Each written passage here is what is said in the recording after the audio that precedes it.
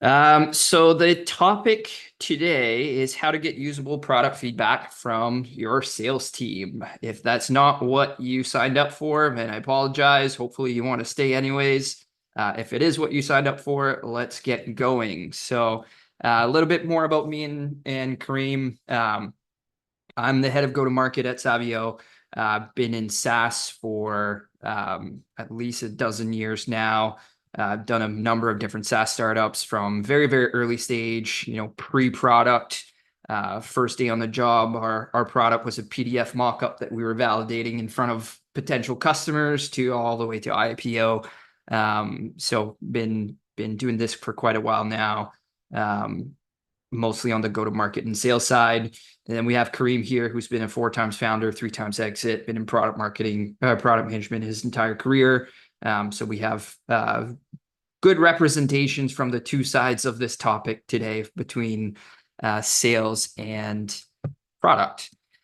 So what we're going to do today, what we're going to learn today is why sales feedback offers a lot of product value. Often we find that when we're talking to folks, like they automatically gravitate towards customer success as the source of feedback. But why does sales feedback offer a lot of value? What happens if you ignore sales feedback too much? There are some negative consequences there for a lot of SaaS companies if they're not paying attention to what sales hears in the market. And then how to make feedback from sales usable. And we'll go through a framework for how to do that and how to organize your feedback so that you can identify some growth features. All right, so let's dive in. I will make the argument today, and anybody can disagree with me if you want to drop in the chat. I'm totally fine with that. But sales is the best source of product feedback that exists. And I will make the case why, and then we'll go into a framework on how to make it very usable for you. So why does sales feedback really matter? So let's dive deeper in these 3 areas. Actually, let me go back here. So sales is the best source of feedback because it gives you insight into competitive landscape, what the market is willing to pay for. Oftentimes we are creating features, but we're not sure whether or not the features are going to lead to more revenue. And sales is really the place where you will find that information very, very, very quickly.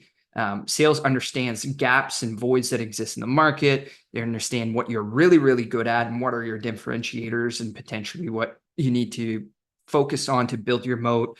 And they also get all the stuff that can't be derived from existing customers who typically point out the problems that exist with your product, but don't really point out a whole lot of market opportunities. So we'll dive deeper into these 3 areas. So typically sales has the biggest number and the hardest job at your company.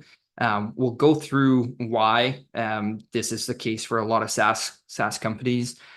Customers typically point out problems that exist kind of a little bit in a vacuum, and sales helps you uncover your moat more than anything else. So let's pretend that you need to add 10 million in ARR. Okay, let's pretend you're a 10 million ARR company. Let's do some basic math here. Most companies have a net revenue retention above 100%. That's pretty typical in B2B SaaS.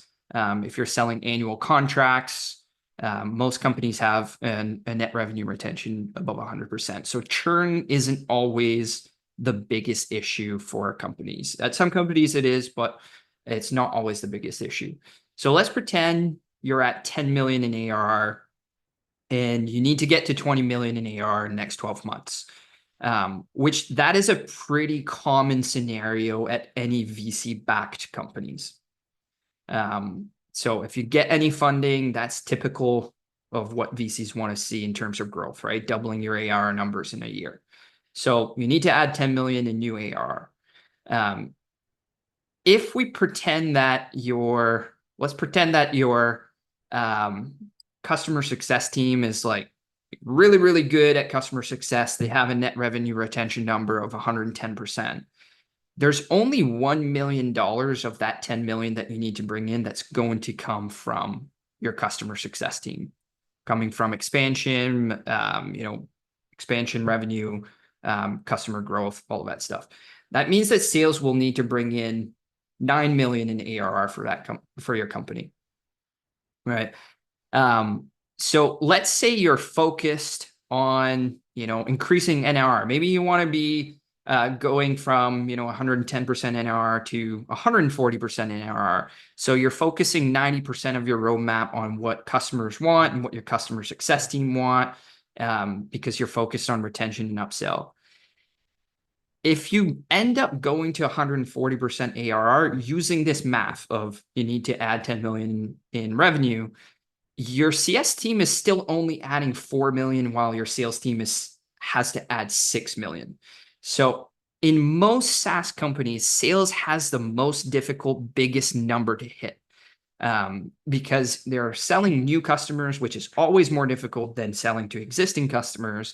And that number for most SaaS companies is significantly higher than the number that you have in terms of your churn and your net revenue retention.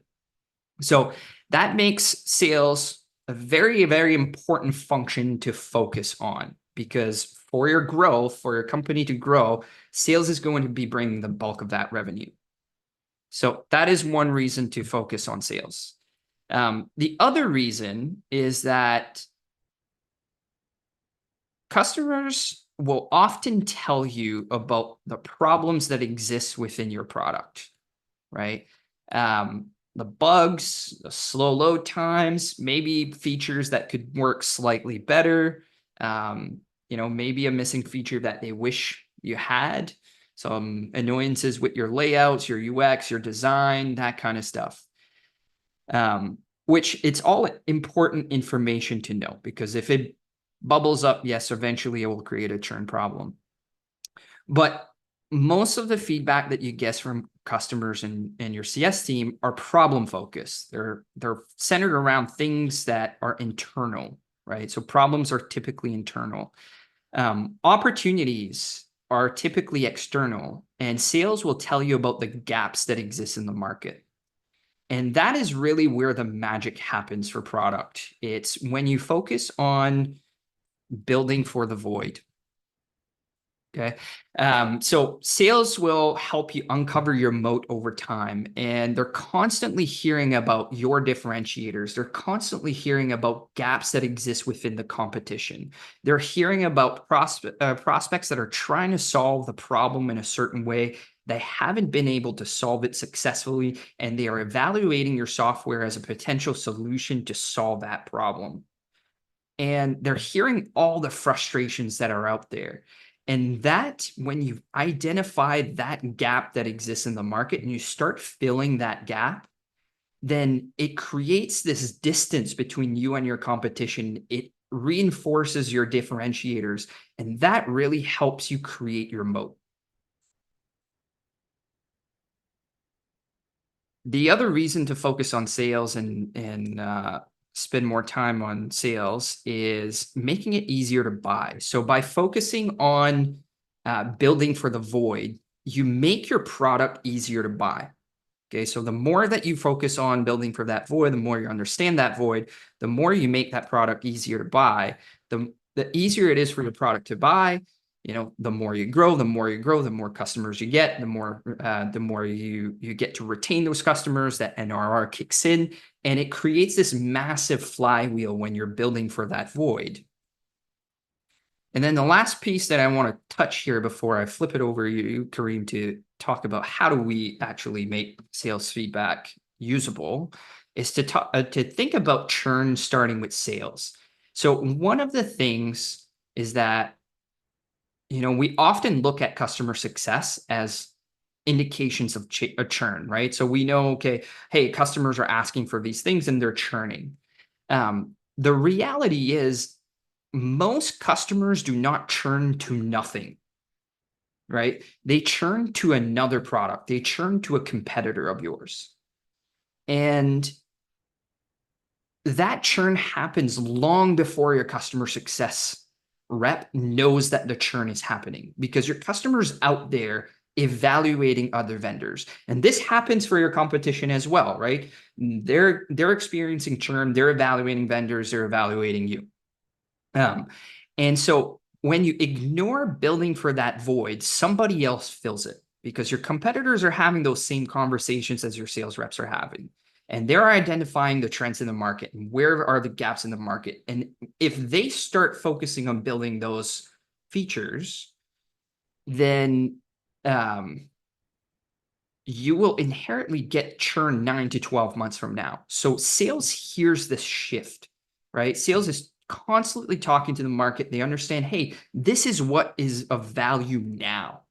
And something might have been valuable 2-3 years ago or 6 months ago, but because of shifts in the market, they're hearing the constant shift in what prospects are considering valuable.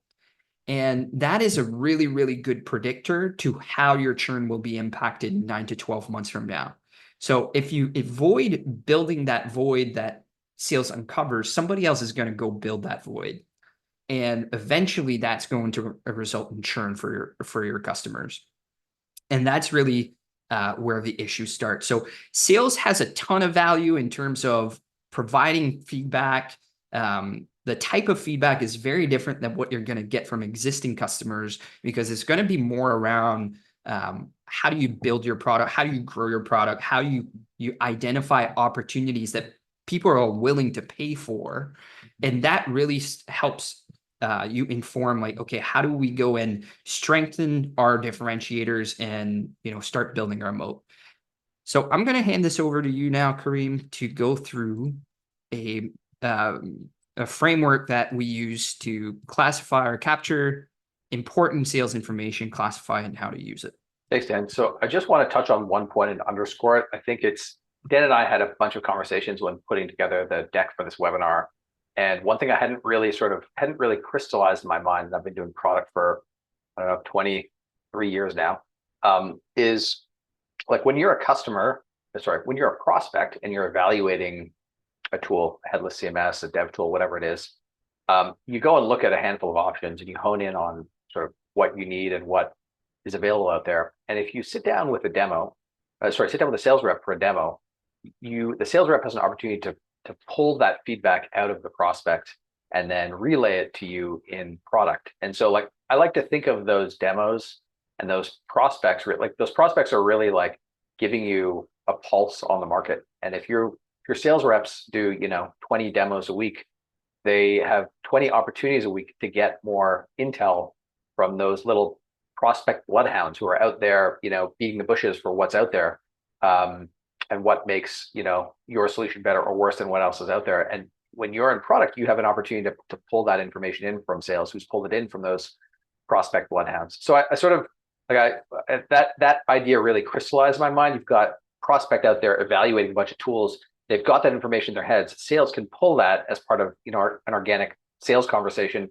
And then when you're in product, you can go tap into the insight that your sales team has about the market that's pulled in from those bloodhounds. So I just wanted to underscore that point because I think it's a really, really important point on the product front to create allies out of your sales team because they can be insanely helpful in helping you understand, which direction the market is heading. So let's talk sales feedback matrix. So as Dan said, there's a framework we use for understanding the kinds of feedback we're getting from sales and then identifying how to use it best. So it's a 2x2, pain, objections, win reasons, and loss reasons. These are the 4 kinds of valuable feedback you're going to get from sales. So on the pain front, if you have a good sales team that prioritizes discovery, who really focus on pain, prospect pain in their conversations, they will surface pain around tooling, process, people, systems, workflows, organizational structure, all that kind of good stuff. Business level pain is a really good one. So like, what is this problem worth to you to solve, which really can impact your pricing. Also emotional pain, which I think is often under indexed. So like me as a buyer, if I don't solve this, like this pain is causing me problems. And if I don't solve it, it's going to cause me personal problems. I might not get promoted. I might not get a raise. I might not be able to buy that house. I might not be able to, have another kid. I might not be able to take that nice vacation, send my kids to, private college, whatever it is. So, there's very often lots of different kinds of pains that are tied to why a prospect is looking for a new solution, and a good sales team will surface that pain and log that pain so you and product can absorb that and utilize it in your messaging, in your pricing, and in your product. Top right quadrant are objections, and so these are different from loss reasons. These are reasons that will slow a deal down. So like a good example is integration. So we know at Savio that if we integrate with a tool that a prospect is using, they're a lot more likely to pick us. We have a Zapier integration, we have an API. We talk to people all the time who use tools that we don't support, and they could use our Zapier integration or API. But when we have those conversations, when we come to that part of the conversation, we introduce friction into the decision-making process for the prospect. And so understanding what those objections are that sales is hearing from the market enables you in product to prioritize features that will remove friction from those sales conversations. When we realized that piece around integrations, we can imagine what we did. We had a I don't even want to say a sprint, it was much longer than a sprint, where we focused on building integrations with where prospects had feedback. Prospects in our ICP and our ideal customer profile kept feedback and kept CRM data, and that did wonders for our win rates. Bottom left quadrant, win reasons. So this is also, I think, under indexed on. So like the real thing you're learning here is, why do prospects choose to do business with you over the status quo, which could be Slack or a spreadsheet or Airtable or whatever it is, whatever sort of line of business tool you have, or general purpose tool that could build a line of business tool, or a competitor. And so understanding win rates tells you a lot about what your prospects value most, and it helps you double down on features that you can really that already close your deals, but will help you differentiate even more from the competition. So a good example I like to talk about here is a Mac email client called Superhuman, which sits on top of Gmail and Outlook, and I use it. And the reason I chose it was because it's insanely fast. So every interaction is sub 100 milliseconds, often sub 50. Viewing my list, opening an email, hitting compose, replying, archiving a bunch of emails, all that kind of stuff, searching, everything is just blazing fast. And I want to spend as little time as possible in email. The other piece that they have is they understood that there are certain kinds of workflows that are that their ideal customers use. So like, for example, I get an email where I'm introduced to somebody. So Dan introduces me to Joe at Acme Corp. And the typical etiquette here is to BCC Dan and email Joe, and that email, so Dan knows that I responded to the introduction, and then Joe, gets the next step to take in the conversation with me. And so there's Superhuman has a shortcut key to, when I get an email like that, I can hit a shortcut key. It puts Dan on the BCC line, and it adds a one-line intro like, thanks Dan to BCC. Hi Joe, and then it's for me to finish that email. So like no email client that I've ever used does that, but they understand that their ideal customers, are in that scenario a lot, and they can save them a bunch of time. So Superhuman, in addition to knowing that, has actually doubled down on it. There's a post out there, a great post by their CEO, where they talk about understanding why people chose them, and speed of the app experience being one of those reasons, and then doubling down on that. So understanding why prospects ultimately decide to become customers is insanely useful for you in product, and you can get that info from your sales team. Finally, bottom right quadrant, loss reasons. So this is really understanding why you're losing deals. And some of those reasons are reasons that you have no control over when you're in product, but some of them are reasons that you have control over, right? Missing features is obviously the big one here. So when you understand this, it gives you an opportunity to prioritize your feature list by features that we're losing deals to. And if you're using a tool like Savio, you can even see the revenue that you've lost due to those missing features. And then you can choose to prioritize those features if it makes sense. Those are going to be the big revenue drivers to grow the business. So that's the sales feedback matrix. Those are the four components, the 2x2, that you can get when you're in product from your sales team around understanding what the market is thinking about your product and problem, so that you can go and improve your product and prioritize the features that matter.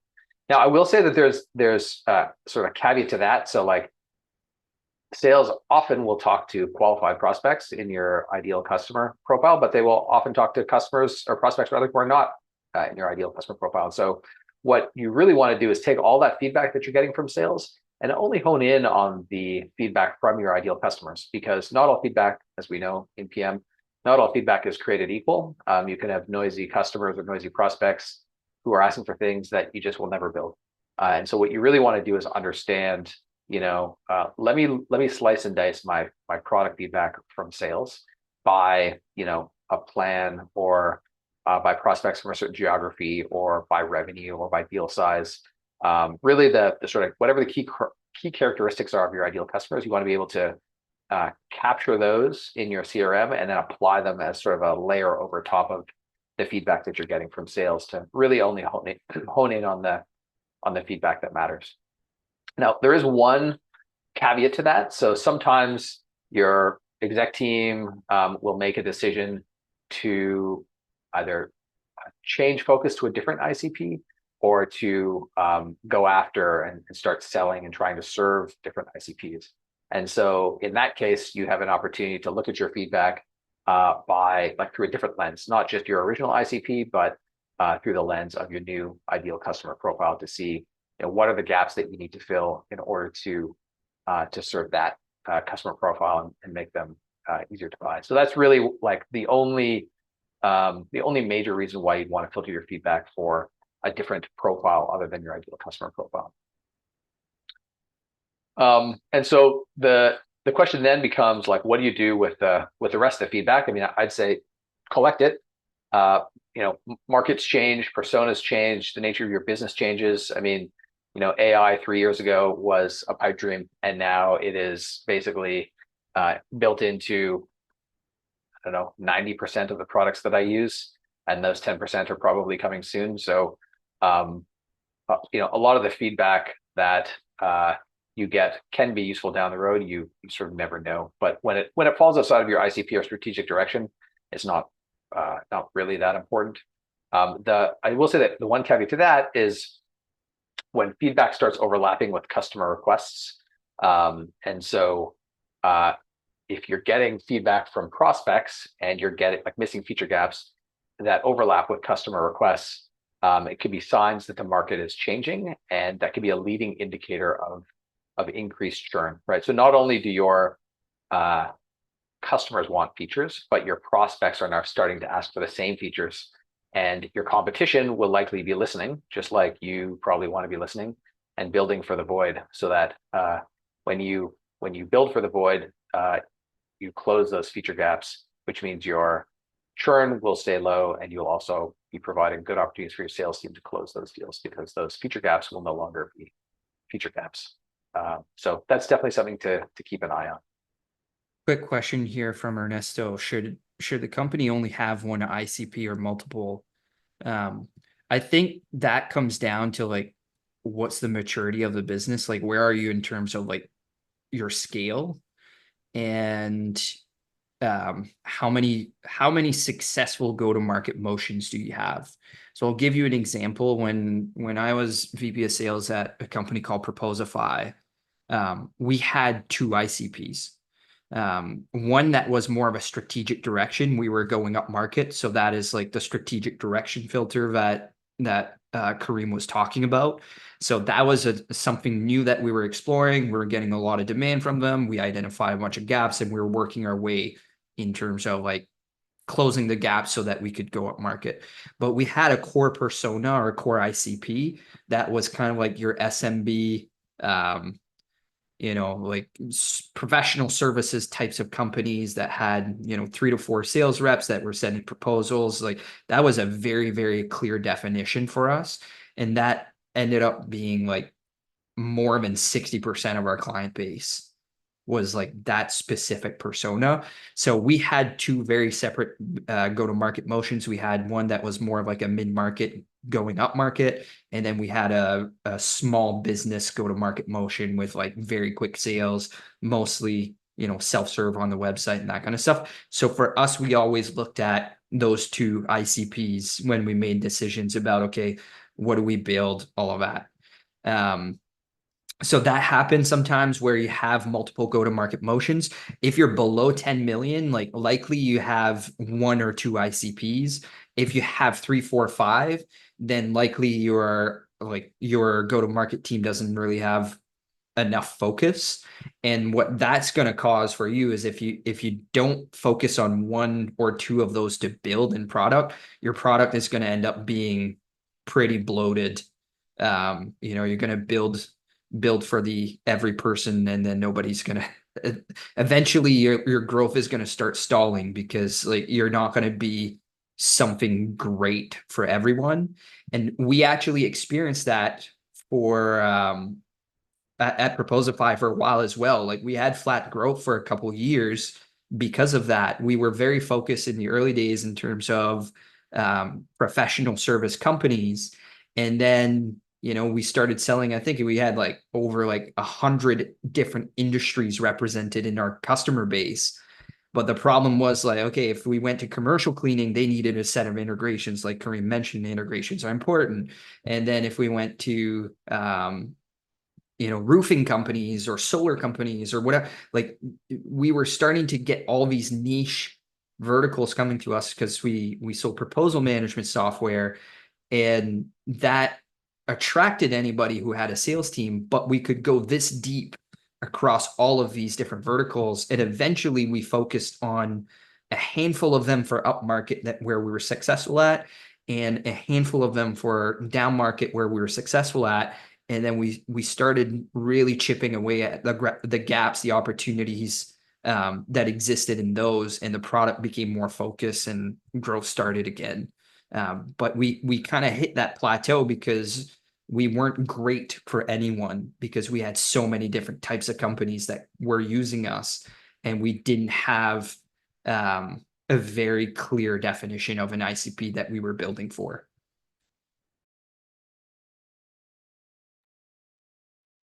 All right, Dan, you want to flip to the next slide? So three things that Savio does that we have hit on here. So one is it helps you understand the value of your feature requests. So you can sort and prioritize your feature requests by revenue, by opportunity revenue. You can look at your feature requests by ICP. So really only filter in on the feature requests that matter.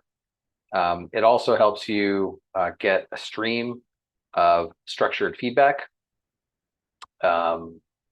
Next slide, Dan. Which, when you're on the product side, it basically ensures that your sales team and CS team fields the feedback that they're getting. So they link feedback to a person. That person is linked to an account.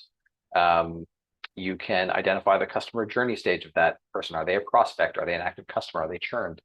You can identify things like customer importance. Is this a deal breaker? Is it a nice to have? You can field that feedback into product and product area. And so what that lets you do on the product side is filter. So you can say, show me all deal breakers from prospects, as an example. And the final thing that it lets you do is it ties into your CRM information. And so it lets you pull in revenue information, ICP, any customer attributes that you care about. You can then use to filter your list of feature requests and sort your list of feature requests to hone in on your ICP customer features. If you want to book a demo, Dan, what's the best way for folks to book a demo if interested? Go to www.savio.io and hit the request a demo button. I'm just going to drop it in chat if you're interested. Savio.io. Go check that out. You'll likely speak to either Kareem or I if you do book a demo. So, all right. We are ready for some questions here. So we still have quite a bit of time, so we can answer quite a few questions here. So hopefully you are prepared with some of your burning questions. I want to go back to one that was in here to kind of a little bit of a back and forth here. I'm just going to stop sharing my screen so that we're going full face. So from Ernesto, I have a sales lead that refuses to allow customers to talk directly to product or design and play middleman with subjective granular details on how to solve as the only communication path. I'm not getting the gaps. I'm getting solutions only. How can I bridge this gap? That's a super frustrating situation, Ernesto. I have been there Yes. uh, more times than I care to admit, sadly. And that's to me, that's on me. Like the problem, and I answered this sort of privately, but the problem was that um, the rep didn't believe that I had their best interest at heart. And it wasn't necessarily anything that I had done, but there were things that I could have done to help them understand that I did, in fact, want them to close the deal. And the whole point of the discussion was to identify the feature gaps so that I could build them to help them go back to the prospect with a good answer, confidence-inspiring answer that would make them more likely to close the deal. So the way that I overcame this was, and this is when I was co-located, was going out for coffee with the sales team and building trust. This is straight up like just a trust problem. And so I would go for coffee and make a point of going to sales, make a point of going and asking them like, what do they need? What can product do to help you guys and gals? And so a lot of it is just empathy, right? Like putting yourself in their shoes, asking how you can support them, and then following through on those things. Being a communication path into product from sales is super valuable because sales needs product, right, in order to close feature gaps to sell. And as we've talked about here, product needs sales in order to understand the pulse of the market and the changes that are coming. So to me, the answer here is really if you're able to build trust in some way. I mean, do like if you're not co-located, if you're virtual or remote, have a virtual drink. Just spend 30 minutes talking with a colleague about like, hey, how can we help you? I'm interested in understanding what your problems are and how we can help you. And I think that empathy will go a very, very long way towards building the bridges to enable you to get on those phone calls with prospects to understand what it is that you can build to help sales. I will say one more thing here, Ernesto, is understand whether the solution that this sales lead is bringing to you, is it a decision criteria, like a must-have for companies that they're selling to, or is it that they are solutioning on your behalf, right? Doing product's job. Because sometimes, and I will say this happens, and I'll give you an example again at my time at Proposify. It was very, very clear after 3 years of going up market that we needed an integration with the quoting object inside of Salesforce. Okay, so we were a proposal management software. We existed here, and there was this whole quote to cash category that existed inside of Salesforce. And we kept saying, okay, we need an integration to the quoting object. Okay, we need an integration to price books and all that stuff. And it wasn't very clear to product why. And that was our fault in sales to not explain this more carefully, because product wanted to know, okay, what's the gap? What is the problem that we were trying to solve with that integration and all that stuff? And so the product team at the time went down this road around like, okay, let's go explore. Oh, it's not that we need an integration with Pricebook, is that pricing needs to work better. And they did discovery and all that stuff. And they launched a new pricing module inside of Proposify, and it flopped. And the reason why was because the Pricebook was a decision criteria from prospects. The reason it was a decision criteria is that price book integrated with financial software and DocuSign and legal software and had a whole complicated workflow that the way quotes were generated in Salesforce, it triggered a series of events across the company that were used for auditing purposes, for financial reasons, for legal purposes, for accounting, that we were never going to replace. So product hearing, hey, like we need an integration to Pricebook. The problem that they uncovered was, oh, pricing needs to be better. They went out and created a pricing module. The reason why we needed that was it was a decision criteria. So we solutioned in that scenario for product, but the solution was the solution. Like it was a deal breaker. It slowed things down. and in that case, it wasn't necessarily a problem that needed to be solved. It was a requirement. So I think that is something else that you can go look at, is like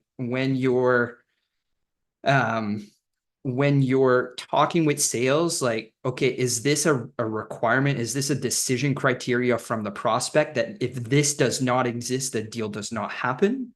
Or is it that the rep is solutioning on your behalf and not really telling you, hey, here are the problems I'm hearing, here are the gaps I'm hearing, all that stuff? Because I do think those two things can be a little bit separate.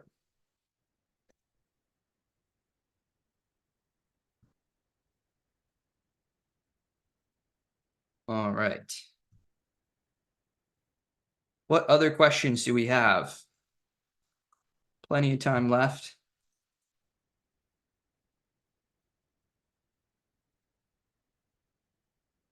Kareem, what is the most usable piece of feedback you ever got from sales? Oh, that's a great question. Honestly, I'm not sure it was any single piece, but it was that integrations example, like with Savio, like when we realized that integrations really, really mattered. Um, and that was an accumulation, a drip of feedback from sales conversations over months. When we realized that really mattered, we invested in building native integrations, and our revenue went up and to the right, and sales conversations got easier. Win rates went up. Like it was a big win for us. That may also be recency bias speaking, but it was definitely a meaningful lesson for us, a meaningful piece, sort of series of feedback for us. Yeah. What about you, Dan? What's the most impactful piece of feedback you've given where product acted on it and ended up with a good result for the company? Oi. Um,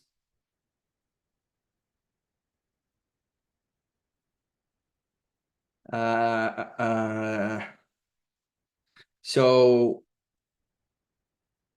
uh, I come back to Proposify. I have a lot of examples of Proposify, it turns out. We had a pretty good Salesforce integration, but the feedback that we were hearing in the market was, especially when we were going up market, was that sales reps have too many tools to log into. So we were trying to figure out, okay, like if they're using Salesforce, they have too many tools that they log into. What can we do to minimize the work on the sales rep? Right? Most of the work that they do is inside of an opportunity object inside of Salesforce. What can we do so that when they're creating proposals, it just like stays there?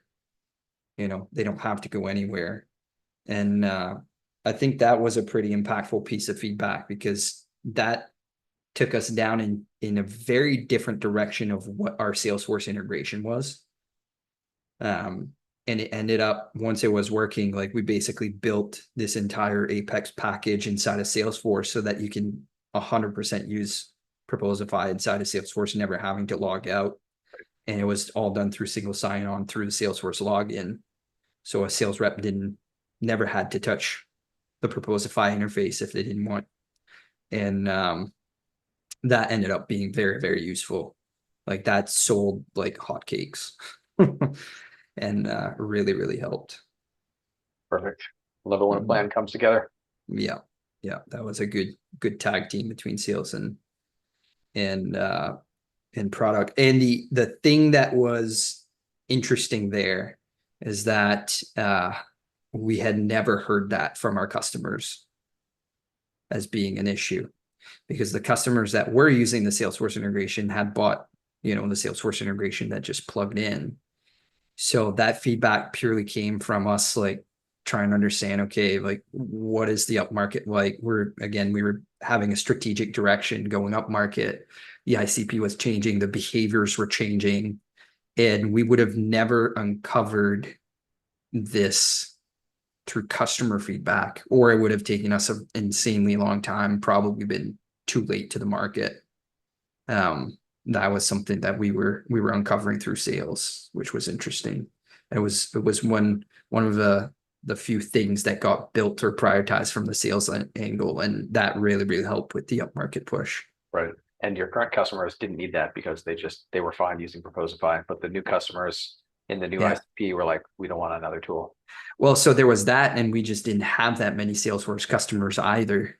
So that was another thing. We knew that if they were a Salesforce customer, they were on average 3 to 4 times larger than any other integrations that we had, because we calculated ACV by integrations.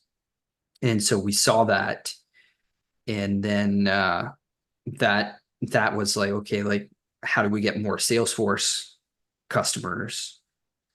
And through talking to Salesforce customers, targeting them, all that stuff, we realize, okay, like, one of the big reasons why we don't have a lot of them is, our integration with Salesforce is this deep. And if we went this deep, we could really make an impact from a revenue perspective. Right. Yeah. Awesome.